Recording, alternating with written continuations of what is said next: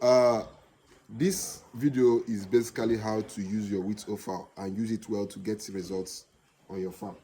Now, as you can see, by the way, I'm not a fan of don't use PKC, because even here on the farm we use PKC still, but we combine it with wheat offal. If you check this our feed formulation, this is a feed formulation for our pregnant pigs, lactating pigs, because we just did this one now for our pregnant pigs, because we are expecting a lot of pregnancies very soon. So if you check this black thing you are seeing here, of course is PKC. This is the industrial PKC. Then this one, we have so many things here. There is corn. There is corn here. There is a soya bean and what they call it, broiler starter meal here. So, but this one is the, if you check it out, this is the wheat offal. Then this one is the there is, let me get to where the PKC is. Well, this black thing you can see here is the PKC. I'm trying to get to where the PKC is. This black thing you're seeing here is the PKC, while this one is wheat offal. Now, if you want to use the wheat offal and reduce your feeding expenses, don't also forget there is a reason why there is PKC. Now, one of the reasons why we love PKC as pig farmers is because of the oil content. Personally, I still use PKC and I'll keep using PKC for as long as I see, but I won't use it without the wheat offal. That is the truth, because the wheat offal has its own benefits, just like the PKC has its own benefits. At the end of the day, they are all bulk feed sources.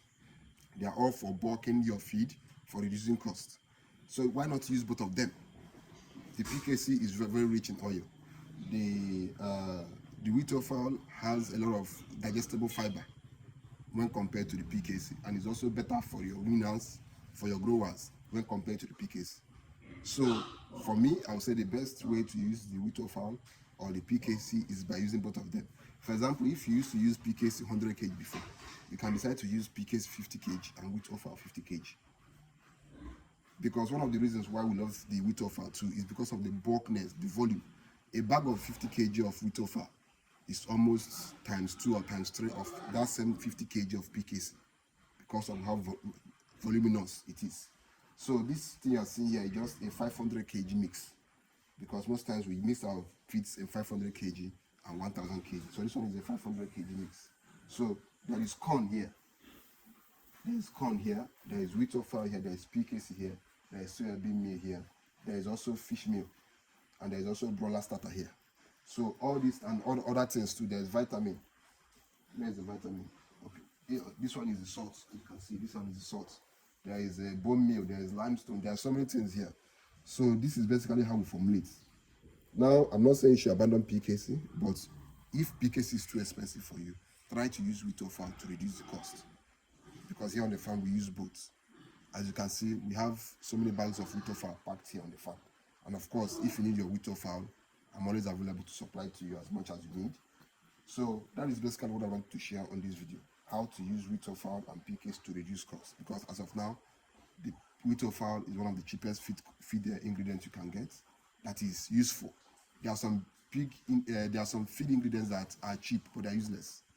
I won't call the names, but they are useless. And as someone who has been into this thing for many years, I've used a lot of them. And the only useful ones I can tell you now are the PKC and the wheat offal. Every other one, probably the ones I've used though, are useless. So these are the ones I would say, okay, these ones are cheap and they are also useful. So when you combine it with corn, soya bean, and vitamins and other things, they will give you a perfect result. And as you can see, our pigs are always doing well. So that's basically that. So use both of them to maximize the benefits from both.